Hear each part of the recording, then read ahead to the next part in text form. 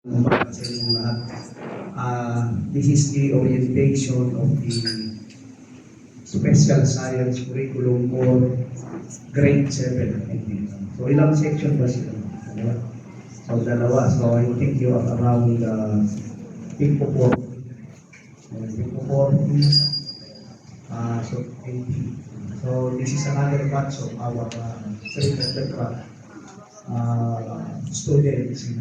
Ito yung mga pinagmamalaki na, although lahat naman ng mga bata dito pinagmamalaki na. Kaya lang, since nasa special curriculum ng mga anak nyo, so mas malaki ang challenge. Aling Palipunan or AP. We have Music, Arts, PE and Health or MAPE. Edukasyon sa Pagpapakatao or ESP. And then we also have advanced subjects to be discussed by our master teacher, Ma'am Bernadette S. Bautista. That's all. Ayan. So, and welcome po sa SSC sa Science Department. Family. Ayan. So, may nakita po akong mga natin. Nandito po pala yung ating representative ng district natin sa research coordinator, si Ma'am Jodeline. Welcome po. Magiging pamilya na ng ating SSC research coordinator po ng natin school. Ayan. So, ang naka-assign po sa akin ngayon is the discussion of the grading system of your students.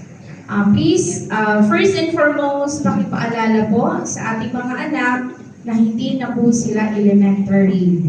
Sila po ngayon ay secondary students. Ayan. So, medyo po tayo ngayon sa grades kasi basically, yun po ang nagiging problem namin, yung adjustment period ng ating mga anak.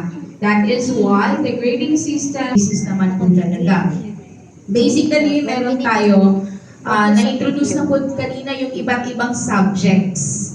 Sa bawat asignatura, bawat subjects po, meron din po corresponding percentage ang mga outputs, written outputs, performance, and assessment ang inyong mga anak. Hindi po yan sila magkakasing katulad.